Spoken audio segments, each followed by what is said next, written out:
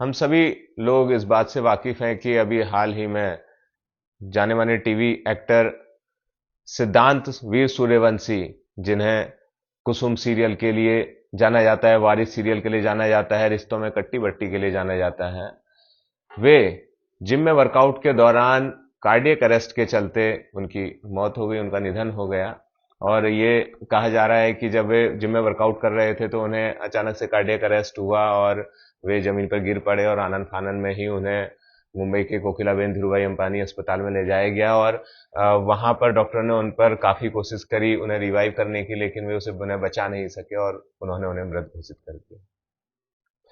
ये एक दुख की बात है। और साथ ही ऐसी ही कुछ खबरें हमारे फिल्म इंडस्ट्री और टीवी इंडस्ट्री के पहले के जो स्टार्स और भी रहे, जैसे कि सिद्धार्थ शुक्ला जी, जो कि 40 इयर्स एज में ही ऐसे वर्कआउट करने के दौरान, जिम में वर्कआउट करने के दौरान कार्डियक अरेस्ट के चलते उनकी भी मृत्यु हो गई।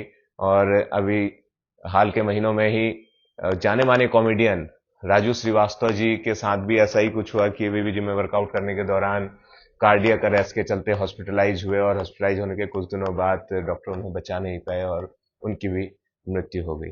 और जो सिद्धांत वीर सूर्यवंशी अभी भी गए हैं, वे 46 वर्ष के थे।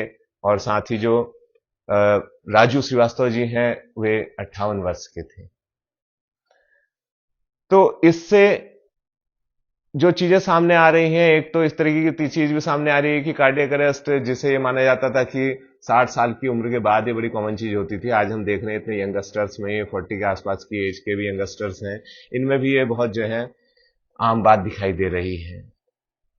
और जो एक बात निकल करके आ रही है और समाज में देश दुनिया में फैल रही है कि एक्सरसाइज एक बैड हैबिट है, एक गलत आदत है, या फिर एक्सरसाइज कैन किल यू। आप जिम मत जाइए, जिम जाने से जो है आप अपने को नुकसान पहुंचा सकते हैं, आपको भी कार्डियक अरेस्ट हो सकता है। इस तरीके की बातें देश दुनिया में फैल रही हैं और इन्हीं बातों पर मैं विचार अपने यहां पर रखना चाहूंगा और विस्तार से उस पर बात करना चाहूंगा, जिससे कि हमारे अंदर एक समझ विकसित हो सके कि वाकई में क्या सही है और क्या गलत है। बात करें अगर हम कार्डियक अरेस्ट की, तो मैं देखूंगा कि जो कार्डियक डिजीजेज हैं, अगर कोई सी भी हेल्थ रिसर्च या हेल्थ एक्सपर्ट्स ये कहते हैं कि जब हम फिजिकली एक्टिव रहते हैं तो फिजिकली एक्टिव रहना कार्डियक डिजीजेज के रिस्क फैक्टर्स को कम करता है।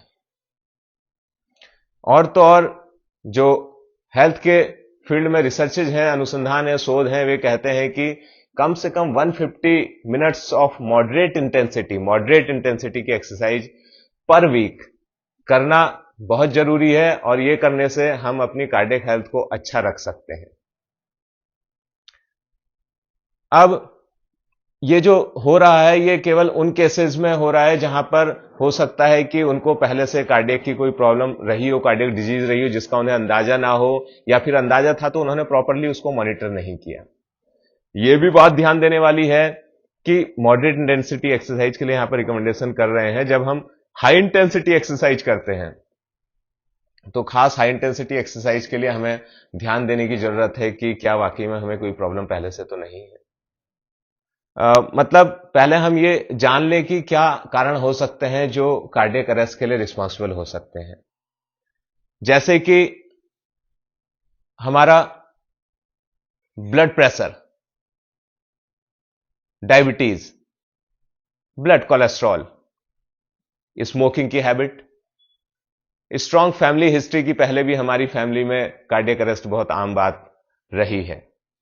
और लाइफस्टाइल की बात करूं तो आजकल की जो जिंदगी हमारी हो गई है, आधुनिक जीवन शैली, वो बहुत ही भागती हुई जिंदगी है। भागती दौड़ती जिंदगी में हम भौतिक संसाधनों के बीच लगे हैं, उपभोक्तावादी संस्कृति होती जा रही है हमारी, और हम ध्यान नहीं दे रहे हैं कि कैसे मानसिक रूप से और फिजिकली हम लोग रेस्ट ले पाए, कंफर्ट की कंडीशन में हो। तो हम बस भागती दौड़ती जिंदगी में हर भाग रहे हैं चीजों के पीछे। तो उससे क्या हो रहा है कि अनहेल्दी लाइफस्टाइल भी हो रहा है और बॉडी रेस्ट में नहीं हो रही है, दिमाग भी हमारा स्ट्रेस में रह रहा है, जो हार्ट की प्रॉब्लम्स को बढ़ाने के लिए जिम्मेदार होता है। जब ये सारी चीजें हैं तो इसमें हमें ध्यान देना है कि जब भी हम वर्कआउट करने के लिए जाते हैं, खासकर जो एक उम्र 40 के आसपास की, वैसे तो 30 के बाद ही जो है ह्यूमन कि एज में डेक्लाइन शुरू हो जाता है चीजों को लेकर के, बॉडी के सिस्टम्स को लेकर के। तो उसके बाद जब भी हम वर्कआउट के लिए जा रहे हैं तो एक चीज होती है कि हम अपना हेल्थ चेकअप इन चीजों को लेकर के जरूर कर लें कि हमारा क्या डायबिटीज तो नहीं है, या फिर ब्लड प्रेशर की कोई प्रॉब्लम तो नहीं है, ब्लड कोलेस्ट्रॉल या लिपिड प्रोफाइल इत्यादि के लिए। और यदि हम कोई स्मोकिंग की हैबिट है तो उसे छोड़ दें। आपको समझना होगा कि हार्ट अटैक या कार्डियक अरेस्ट की प्रॉब्लम क्यों होती है। जो हार्ट है हमारा, जब ब्लड का फ्लो हार्ट की ओर कम होने लगता है या रिड्यूस हो जाता है तो तब उसमें कार्डियक अरेस्ट की प्रॉब्लम हो सकती है।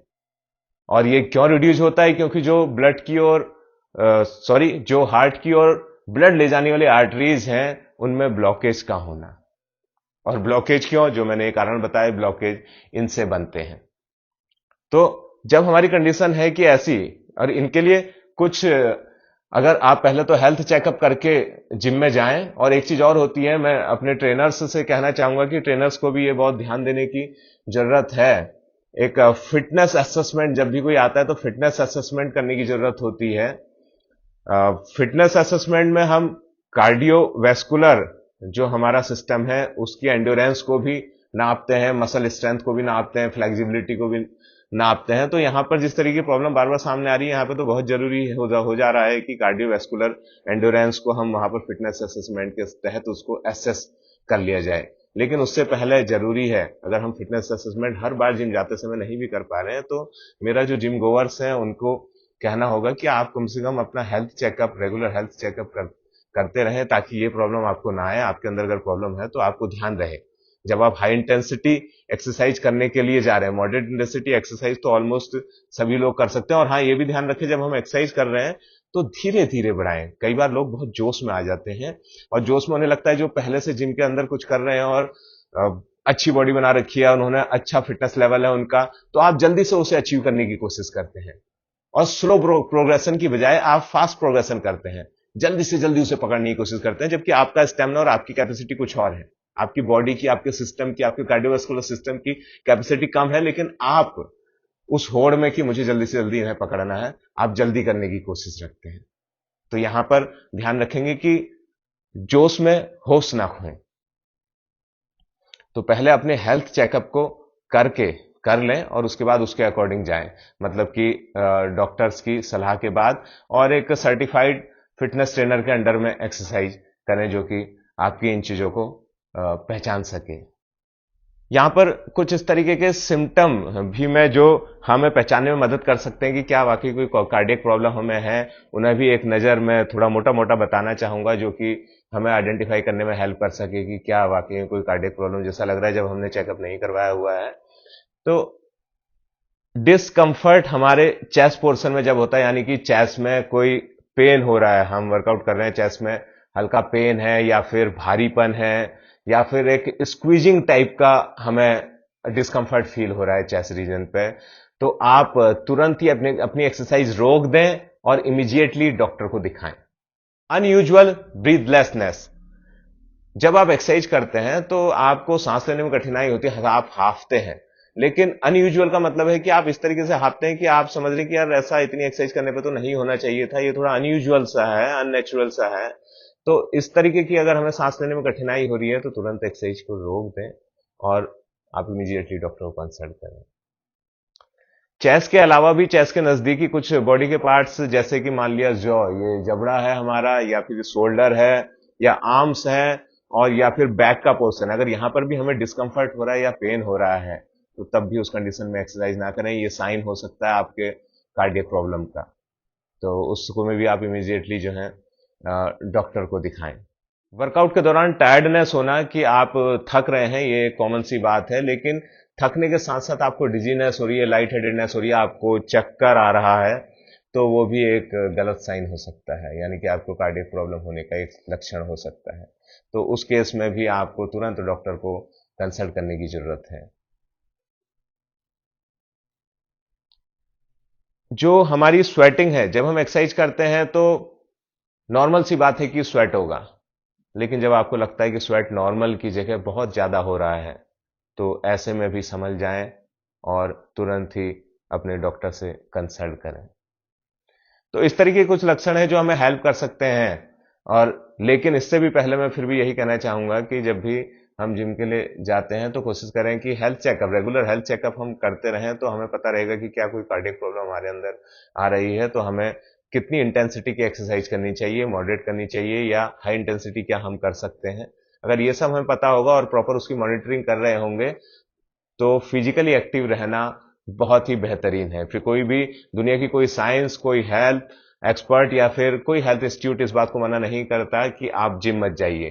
प्लीज इस भ्रांति से, इस वहम से, इस गलतफहमी से दूर रहें कि एक्सरसाइज कैन किल यू या एक्सरसाइज एक बुरी आदत है। एक्सरसाइज एक अच्छी आदत है, बशर्ते हमें ध्यान देना होगा कि हम कितनी एक्सरसाइज कर सकते हैं, हम जिम में जाके क्या कर सकते हैं। हमें अपनी इंटरनल कंडीशन पता होनी चाहिए। मेडिकल साइंस इतना एडवांस हो चुकी है कि हम हेल्थ चेकअप से, रेगुलर हेल्थ चेकअप से उसे पता कर सकते हैं।